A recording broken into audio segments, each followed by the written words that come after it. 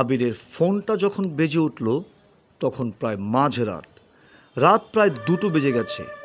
ফোনটা হসপিটাল থেকে এসেছে। আবির পেশায় একজন ডাক্তার, আর ডাক্তারদের জীবনে মাঝরাত বলে তো কিছু আছে। ফোনটা রিসিভ করতেই হসপিটালের এক কর্মচারী বলল, হ্যাঁ ডাক্তারবাবু, আমি হাসপাতালে অ্যাটেন্ডেন্ট প্রকাশ বলছি। হ্যাঁ প্রকাশ, শুনছি। এত রাতে ফোন? কোনো ক্রিটিক্যাল কেস নাকি? আসলে ডাক্তারবাবু, আপনাকে এত রাতে বিরক্ত করলাম। মাত্র বাড়িতে ফিরলেন আর সাথে সাথেই আপনাকে ফোন করাতে খুব খারাপ লাগছে আমার, কিন্তু আর্জেন্ট একটা পোস্টমর্টেম করতে হবে, তাই কষ্ট হলেও আপনাকে একবার হাসপাতালে আসতে হবে ডাক্তারবাবু। 10 মিনিট হলো লাশটা এসেছে। আবির একটু ভেবে চিনতে ঠান্ডা মাথায় বলল, কোনো সমস্যা হয়েছে নাকি?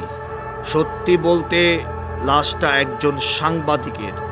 কোর্ট থেকে অর্ডার আছে যে রাতের মধ্যেই পোস্টমর্টেম করে ভোরের আগেই পুড়িয়ে ফেলতে হবে। তাহলে আমি হাসপাতালে গাড়ি পাঠিয়ে দিচ্ছি ডাক্তারবাবু, আপনি যত তাড়াতাড়ি পারেন তৈরি হয়ে চলে আসুন।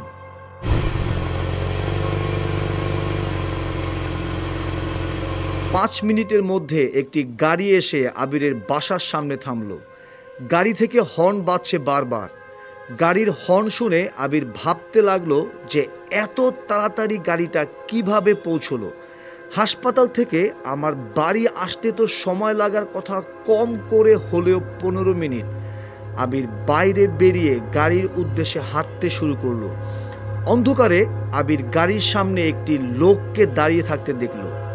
আবির এই লোকটিকে হাসপাতালে এর আগে কখনো দেখেনি। গাড়ির সামনে গিয়ে লোকটিকে স্পষ্টভাবে দেখতে আটকে উঠল আবির। আবির দেখল লোকটির পুরো চেহারাতে ক্ষত। তার সেই ক্ষতর মধ্যে ছোপ ছোপ রক্ত লেগে আছে, যেন তার চেহারার মধ্যে মারাত্মকভাবে আঘাত কেউ করেছে। আসলে লাশ কাটতে কাটতে আবিরের মধ্যে কোনো ভয়ও ছিল না, তাই সে কোনো কিছু না বলেই লোকটির সাথে রওনা দিল। কিছু দূর গিয়ে আবির লোকটিকে বলল, তোমার নাম কি? এর আগে তো তোমাকে কখনো আমি হাসপাতালে দেখিনি বলে মনে হচ্ছে। আমি আজকেই জয়েন করেছি। আমার নাম জয়ন্ত চক্রবর্তী।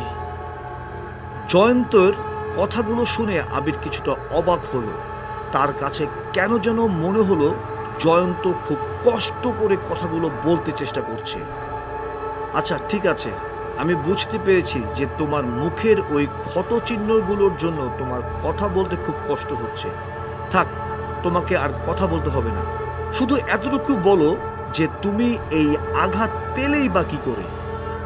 এটা হচ্ছে ভালো কাজের ফল স্যার। ভালো কাজ করতে গেলে এমন পুরস্কারই পেতে হয় স্যার।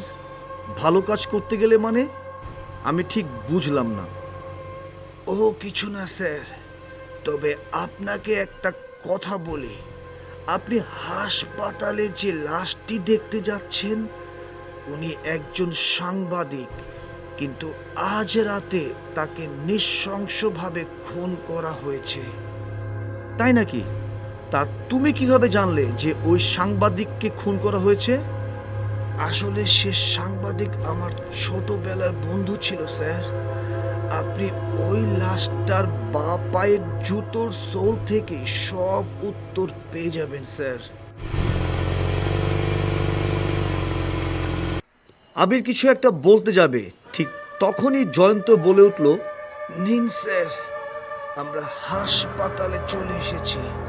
আবির গাড়ি থেকে নেমে হাসপাতালের উদ্দেশ্যে হাঁটতে শুরু করলো।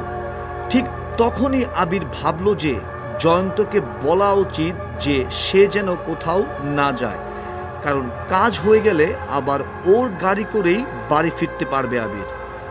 এই ভেবে যখনই পিছনে ফিরল, সে দেখতে পেল জয়ন্ত বা তার গাড়ির কিছুই নেই। আরে এত তাড়াতাড়ি গাড়ি নিয়ে চলে গেল কিভাবে জয়ন্ত?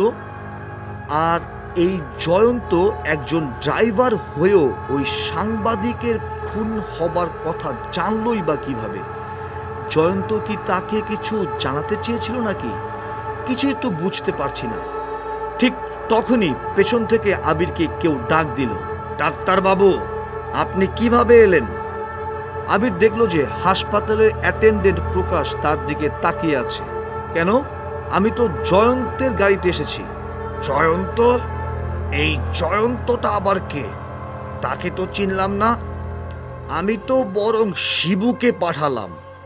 ও তো আপনার বাসায় পৌঁছে আমাকে জানালো যে আপনার বাসার তালা ঝুলছে। মানে?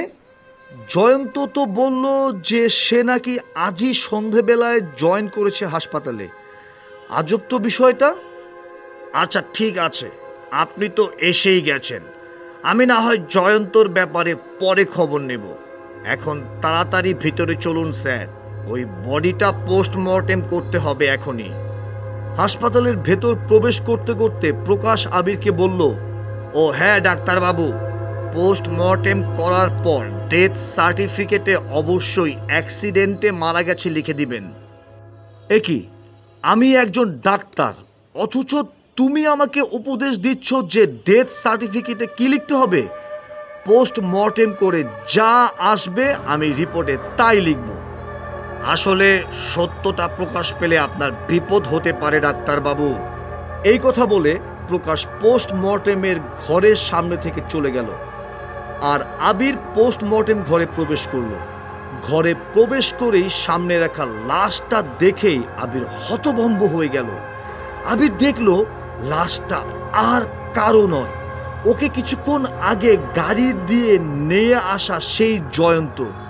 তার পুরো মুখে অনেকগুলো ক্ষত, রক্ত শুকিয়ে আছে। বোঝাই যাচ্ছে যে তাকে ভারী কিছু দিয়ে বারবার আঘাত করে মৃত্যু নিশ্চিত করা হয়েছে। সাথে এটাও বোঝা যাচ্ছে যে এটা খুন, এটা কোনো অ্যাক্সিডেন্ট হতেই পারে না। আবির বডিটার পোস্টমর্টেম করে বুঝতে পারলো যে একে খুনই করা হয়েছে। সে আরও বুঝতে পারলো যে জয়ন্ত মরেও মরেনি, তাই তো সে নিজের সাথে অন্যায়ের প্রতিশোধ নিতে আবিরের কাছে গিয়েছিল। হঠাৎ মনে পড়ে গেল জয়ন্ত জুতোর কথা বলেছিল। ডেড বডির খাটের নিচে জুতো থেকে বের করে আনলো একটা পেন ড্রাইভ। আবির বুঝতে পারলো সে জয়ন্তর মৃত্যু একটা চক্রান্ত। জয়ন্ত হয়তো এমন কিছু সন্ধান পেয়েছিল যার জন্য ওকে মরতে হয়েছে। আবির প্রতিজ্ঞা করলো যে সে কিছুতেই ডেথ সার্টিফিকেটে অ্যাক্সিডেন্ট শব্দটি লিখবে না, বরং আসল রিপোর্ট লিখে সেই রিপোর্ট আর পেন ড্রাইভ পুলিশের কাছে জমা দিবে। হঠাৎ প্রকাশ সহ কিছু লোক পোস্টমর্টম রুমে প্রবেশ করলো। দুজন অচেনা হলেও ওদের সামনে প্রকাশ ছুরি নিয়ে দাঁড়িয়ে আছে। এ কি প্রকাশ, তুমি? আর তোমার সাথে ওরাই বা কারা? ডাক্তারবাবু, ওই জয়ন্তের আসল পোস্টমর্টমের রিপোর্টটা আমাদের চাই, আর আমি যা বলছি তা লিখে দিন, নইলে। জয়ন্তকে তো খুন করা হয়েছে, আর আমি রিপোর্টে তাই লিখেছি। তোমরা যা বলবে তা কেন লিখবো আমি? আমরা যা বলছি তাই লিখবেন না? বেশ, তাহলে আমি আপনাকে ওর কাছেই পাঠিয়ে দিচ্ছি। এই বলেই যেই প্রকাশ সামনে আসতে শুরু করলো, ঠিক তখনই জয়ন্ত লাশটি উঠে বসলো। পোস্টমর্টমের পরে যে সে আরো ভয়ঙ্কর হয়ে উঠল তা দেখে কোনো সন্দেহ নেই। জয়ন্ত লাশ উঠে বসেছে দেখে সবাই ভয়ে ছুটে পালালো। শুধু দাঁড়িয়ে রইল আবির। সে একটুও ভয় না পেয়ে বলল, জয়ন্ত, যে কারণে তোমাকে জীবন দিতে হলো তা কখনোই বৃথা যাবে না। আমি আজ রাতেই এই পেন ড্রাইভ পুলিশের হাতে তুলে দেব। আমি জানি না যে এই পেন ড্রাইভে কি আছে, তবে আমি আমার দায়িত্ব পালন করবই। একথা বলতেই আবার জয়ন্ত খাটে পড়ে গেল। পরের দিন সে পুলিশকে জানালো যে পোস্টমর্টেম করার সময় এটা সে পেয়েছে। পেন ড্রাইভ থেকে সবাই জানতে পারলো যে হাসপাতালের অ্যাটেন্ডেন্ট প্রকাশ আর কিছু লোক বেশ দামি দামি ঔষধ পেছনের দরজা দিয়ে চালান করছে। ভিডিও দেখে বোঝা গেল সব কিছুর জন্য এই প্রকাশই দায়ী। পুলিশ বুঝতে পারলো যে জয়ন্ত সেই পাচারের ভিডিও ধারণ করার সময় ধরা পড়ে যায় আর তাকে খুন হতে হয়, কিন্তু তারা এই পেন ড্রাইভটি খুঁজে পায়নি। পুলিশ প্রকাশ সহ তার পুরো দলকে অ্যারেস্ট করলো। বিচারে খুনের দায়ে তাদের 3 জনেরই ফাঁসি হলো, আর আবির প্রশংসিত হলো।